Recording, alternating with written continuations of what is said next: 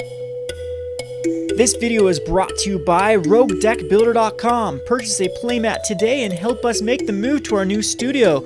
We have over 10 playmats to choose from. Visit RogueDeckBuilder.com. Hi there, it's Kevin with RogueDeckBuilder.com, here with another little spoiler video. I haven't done one of these, so some of these might be a little bit older, but we had some juicy spoilers. Today being the 10th of September, we had some very juicy spoilers spoiled in the past couple of days. I thought I'd like to talk about them. These are 10 spoilers, not in any order. This is not my top 10 cards I want to brew around, even though a bunch of these will probably be in the list that I do when the entire set is spoiled. And I just want to go over 10 cards that I am excited about from Khans of Tarkir. And I'm really looking forward to the set. I'm hoping these cards are going to be playable because we're coming out of a pretty powerful set of Theros that has everything it needs to create a full deck. I was quite impressed with the block constructed with a lot of those decks. You have very powerful cards like Stormbat Dragon and Elspeth that I haven't really seen comparable cards out of Khans of Tarkir yet, as far as sheer power level to those aforementioned cards.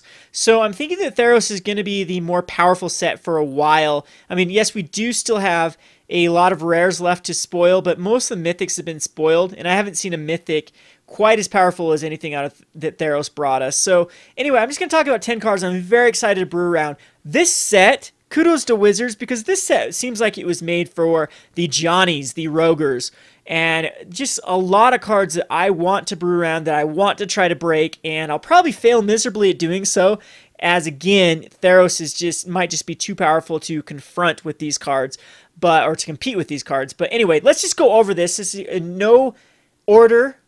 These are just cards that I picked out. I picked out 10 cards that I want to talk about. The first being Empty the Pits. This card's awesome. This card is such an amazing, probably not a fun card to play because it's just going to really promote control, especially mono black control, or just splashing for either Grixis or Esper. So the Delve is huge in this. This card feels like Psychotog. It says put X 2/2 black zombie creature tokens on the battlefield tapped. Instant speed. Now instant is so key because you do it at the end of your opponent's turn. So you're going to be playing tons of counter spells and tons of removals and tons of board wipes and tons of everything else, and this is going to be your finisher. Now it does cost 2 delve, 2x for each delve, but anyone that ever remembers Psychotog or played Psychotog or even distinctly knows the idea of Psychotog, getting 20 cards in your graveyard was not hard. That's exactly what you want to do with Psychotog. Psychotog was a 3-mana spell, 2/2. You could exile a card from your graveyard, 2 cards from your graveyard, I believe, to give it +1/+1. Or a card from, or discard a card from your hand to get it +1/+1. So you just waited till your opponent was tapped out when you've controlled the board, and you calculated a number of cards in your hand in your graveyard and swung in for the win. So Empty the Pits is going to be the exact same. You're going to control the board, control the board, control the board. Thoughtseizes is going to be perfect for this. Cards like that, and then as soon as you have 20 cards, or if you could even be a little more risky if you know that you're playing up against a deck that can be overwhelmed by 2/2 black zombie creature tokens, you just wait until you have enough cards in your deck and 4 mana on board, exile them all, and then the thing about Empty the Pits is any other excess mana can be turned into a 2/2 zombie as well. This card isn't actually that bad. It's going to go in my EDH deck for sure because I have a way of generating insane amount of mana, and I won't need to use the Delve. And I already used cards like White Sun Zenith and Entreat the Angels. But so if you do just have to hardcast this without much delve, it's still pretty worth it. As let's see, so 6 mana gets you 2 2/2 zombies, or 1 2/2 zombies. 8 gets you 2. 10 gets you 3, and so forth and so forth. But the Delve really puts it over the top. You really just have to think of this card as a 4 mana casting cost card. And then if a card's that exile your graveyard, put 2/2 zombie for each 2 cards exiled, that'd still be pretty sweet. This has an upswing to it. You don't have to exile every card you need, and you can still put the rest of your mana dumping cards into the XX. And again, if you have half a card or half a delve left, you can still reduce the mana cost by 1 and pay 1. So if you have 5 mana, you can just delve 1 and pay for 1, and then you'd be fine with that as well, I believe. Each card, yes, that works that way. So definitely looking forward to Empty the Pits. Even though I don't consider myself a control player, I think I'm going to have some fun brewing around this. Now, the next one I want to talk about is Clever Impersonator. This is just such an awesome ability. We've seen Phyrexian Metamorph, but now we have a shapeshifter that can copy anything but a land. Enchantments, we have Planeswalkers. You can copy a Planeswalker. This card is just so fun, so much fun. Any sort of bounce spell, there's got to be some ways to abuse the crap out of this thing. I know that there's got to be some enchantments or artifacts that when they come into play, they do something obscene, and then you can copy them and then bounce this and copy it again and bounce it and copy it again. Huge EDH playable. I'm thinking that this is going to be a standard playable card because 4 mana is very, very, very easy to get for such an upswing. You can copy their biggest legendary creature, their best planeswalker, their best enchantment. What other permanent type have I forgotten about? Anything but lands is the only thing you cannot copy. That'd be pretty sweet if you could copy land, but oh wow, then we'd be seeing it in Legacy, copying the... Another way to copy the... well, that land that turns into a 2020 shenanigans. So, yeah. Anywho, looking for this card. I think it's going to be worth some money. I'm not sure how much. Again, I've given up on financial predictions because lately it's just been all over the place with how much vendors actually decide to open up packs, and EDH has a bigger impact sometimes than others. I mean, this is going to go on every blue EDH deck, so I think this is going to be easily a $10 mythic for the foreseeable future. Definitely a chase mythic. Alrighty, let's go on to Goblin Slide. There's another card that I'm absolutely looking forward to play against. This feels like, again, Spirit Bonds. This is the red Spirit Bonds. Whenever you cast a non-creature spell, you may pay 1. If you do, put a 1/1 red Goblin creature token with haste on the battlefield. This could go in a red tempo deck. It is 3 mana to get a Goblin Slide out. So, you know that too bad we don't have Hidden Strings in the format because I love this card in Hidden Strings. But any sort of Lightning Strike for 3 mana, now you have a 1/1. This just seems very, very playable. The only thing that might be putting this back, I think they could have put this casting cost a little too high. For 2 mana, this would be highly playable. For 3 mana, I'm not quite sure that red will actually want it. It might be too little too late. But kind of a red tempo deck or a red control deck, like if you're playing any sort of deck that controls the board and you want some sort of finisher, I could definitely see this seeing play. In the comments here, so Perforos works with Perforos, absolutely. It doesn't really work the greatest with Rabble Master, as Rabble Master you're going to be wanting to cast a lot of creatures, and this is non-creature. So it's just a fun card, though. I absolutely love it. Again, a nice little EDH card to go in a Kranko mob boss. I don't think that any sort of modern or legacy goblins will want this, as it doesn't impact enough. And again, most goblin decks are going to be heavy on the creatures, light on the spells. But as far as flavor level, awesome, awesome card. So here is one of the most powerful cards, I believe, out of the format. So we all know the power of Tooth and Nail. Tooth and Nail, you could search for cards and put them into play.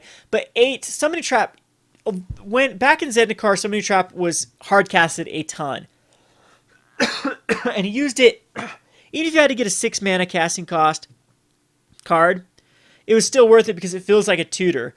This revealed the top 8 cards of your library. You may put a creature card from among them on the battlefield. Emrakul, anyone? I haven't seen any obscenely overcasted cards out of the cons yet. And Theros didn't have... You have Ashen Rider out of Theros. You had a few other cards that were nice out of Theros. But, I mean, this card really wanted to be printed in Return to Ravnica. And I could definitely see it seeing play in a modern deck. With running Emrakul, like, Tron might want it. It's Summoning Trap is the top 6, right? Let's look at Summoning Trap here. Top 7, so it's one more than Summoning Trap. But this Ferocious is pretty sweet, too. If you control a creature with power 4 or greater, you may put 2 creature cards on the battlefield instead of 1. This may you might see some Tron decks splashing for Goyf, getting Goyf up to a 4 because you're going to be putting a land into the battlefield. You're going to be putting an artifact into the graveyard, or land in the graveyard, artifact in the graveyard. Definitely going to be putting a instant in the graveyard and probably a sorcery in the graveyard. And now you've got a 4/4 Goyf. And now this card, you can put in like 2 Wormcoil Engines. I definitely see a deck utilizing this See the Unwritten. Works very well with like Primeval Titan. and any other shenanigans. So we'll have to wait and see. This is the most potential out of a card out of cons that I've seen so far. And right now I think it's pre-selling for like $5, and I think that's very undervalued as it is a mythic. It's a mythic. This card is not going to be open much compared to Summoning Trap and like Tooth and Nail was back in the day. So definitely pick up your copies if you can get it for $5. I cannot see this card holding that price. It's going to be worth way more because again, it's a casual. It's going to be heavily played in casual play and Commander and whatnot. So looking forward to brewing around See the Unwritten. Works perfectly in a ferocious type deck. We do have some sweet cards out of the Temur clan so far that I think will work great with this. All right, we'll go on to Villainous Wealth again. Sorry about how blurry this is. It says target opponent exiles the top X cards of his or her library. You may cast any number of non-land cards with current mana cost X or less from among them without paying their mana cost. Oh wow. If there ever was a Kevin card, I think that this would be it. This is huge. I absolutely love this. Again, it's going to be non-land, so creature cards. Against any sort of aggro deck, I can cast all their aggro cards. This card is going to be, if this isn't the first card I brew, it's going to be one of the very first cards I brew. I'm going to ramp the crap out of Corsair Crufix and Sylvan Caryatid and every other ramp card imaginable, Elvish Mystic, and we are going to hit 5 with this, or 6 with this card, and put every one of their, or actually X, so we'll be hitting 8 or 9 with this. Once we get to 8 or 9 mana, we're going to blow this Villainous Wealth and cast all of their stuff that is 5 or 6 mana and just win the game. Just huge. I like it better than Epic Experiment. Everyone knows my love of Epic Experiment. Oh, wow. This Villainous Wealth just seems insanely good. Even though you could hit a lot of, well, now that I look at it, it is an on-land card. But even against like Mono Blue Devotion, just think of the power of Mono Blue Devotion. We hit this for 7. And that's 4 cards at the top of their library. You could get like a Master, you could get a God, you could get 2 other creatures. So maybe you actually do have to cast this for even obscenely more amount of mana. Maybe like 10 mana or 11 mana to really get value out of it without all the lands. So this could miss a lot, but I just love this card. And you better believe that I'm going to be trying to break this card. And now that I honestly think about it, that it's non-land cards, it's probably not as powerful as I thought it was. Any sort of, imagine casting this against Affinity though. That'd be pretty sweet. Or even Storm, like you cast this against Storm. I don't think I'm not suggesting it should see play in Modern, but you could definitely get some value out of this against decks that utilize a very low land count and a very high count of creatures or spells that are very undercosted. Yeah, I love this card. I'm definitely gonna be brewing it. Let's go over to Butcher of the Horde. This card seems very, very good. It seems like the replacement for maybe a Desecration Demon type card because it's a 4 mana for a 5/4 flying. That's still a 4 turn clock. This can be very hard for them to deal with now that Mizium Mortars is out of the format. So it dodges the Anger of the Gods. It dodges Lightning Strike. It dodges not Stoke the Flames though. So Stoke still does kill it, and that is going to be huge. But it can block a 3/3 Herald of Torment and live. It can block like a Fleecemane Lion and live, and it comes out with that ability of giving it either Vigilance or Lifelink or Haste. So you can actually cast this on turn 4 and get rid of a useless creature. And in fact, you get rid of, like, say Raise the Alarms. You ever Raise the Alarms out, you cast Butcher the Ward, you sack 1 to give it Haste, 1 to give it Lifelink. You now might have come back. So many games, if you connect with Blood Baron Viscopa 1 time, the game is so much in your favor. And this card seems a lot like Blood Baron Viscopa, except for the fact that it's a lot easier to kill than Blood Baron. But I mean, I think that out of any card so far that I can guarantee will see play in Standard, I think it's going to be Butcher the Horde. If not this Theros, it'll be the next rotation. This card's too powerful not to see play in Modern. Again, it's going to be kind of hard to get out on turn 4 with the 3 different colors, especially in a traditional colors that don't see much fixing. But once you do stick this, I think it's still undercasted on turn 5 for a 5/4 flying. ability to get a Vigilance, Lifelink, or Haste. Plus, this is a sack outlet, so Return to the Ranks, if you want cards in the graveyard, this can be your Return to the Ranks sack outlet. Too bad Immortal Servitude's out of the question. I probably would brew around it if Immortal Servitude was in with Butcher the Horde, because we are missing a good sack outlet right now to really make Immortal Servitude viable. But loving this card, I'll definitely brew around it in the future. Now on to another one of the more powerful cards I think isn't getting as much credit as it deserves, is this Wingmate Roc. I think we're going to go back into the time where instead of massive sweepers, we are in for one-for-oneing. And poor Armada Worm saw a time in Standard where putting out 2/5/5s was not very relevant, because they're swinging over the top with the Desecration Demons, are already getting overwhelmed with the Master of Waves. They're already controlling the board with Supreme Verdicts, and Armada Worm just didn't see a fit in Standard. Most of those cards are getting completely rotating. The thing that this would go great with would be Populate, and that is rotating. But Wingmate Roc, I think that getting rid of Ravnica is actually a plus, not a minus with Wingmate Roc, as I see a format that is either sweeping at 3 toughness with Anger of Gods, or 2 toughness, Drown in Sorrow, or Bile Blight, and this guy survives all of them. And either that, then they're one-for-oneing with overcosted removal, being Stoke the Flames at 4 mana, or Hero's Downfall at 3 mana, or there's a new white-black one for 4 mana, and then you give 2 targets here for them to have to kill, and they're 3/4 birds. Again, you have to attack with a creature, but I don't think that's hard for white to do. And again, whenever Wingmate Roc attacks, you gain 1 life for each attacking creature. That's not bad either. It's going to give you a way to slow down those aggro decks. And again, 2/3/4, that's a 6/8 for 5 mana. Or 2/3/4s, that's more relevant than just 1/6/8. Any sort of like Spear of Heliod or any sort of buff, and these are even bigger birds. So I think this card is very powerful. I think people need to take a look back at Armada Worm, and yes, it did not work in that format, but this is a card that can absolutely work in this format. Again, this is a card that can easily be blinked. Raid just has to occur 1 time, so it's after your attack phase. If you blink this, then you get another 3/4 white bird creature token. And again, I don't see this being good enough for any sort of modern deck, but Standard, I do think that this is going to be a pivotal card, at least maybe in the block format. We'll have to wait and see how much Theros actually affects the format. But Mono White Devotion will actually want this dude. It's 2 Devotion, and it pretty easy to get 2/3/4s. So anywho, let's go on to the next card. This is Bloodsoaked Champion. This is one of my favorite cards as far as power level. This is another raid card.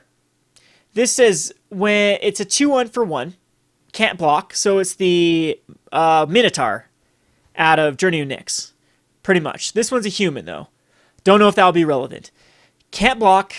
Raid for 2 mana, return it from the graveyard to the battlefield. Activate this ability if you attacked with a creature this turn. Do you know what's so cool about this card? That I don't know if people have if it's gone over their head. Raid is just something that has triggered.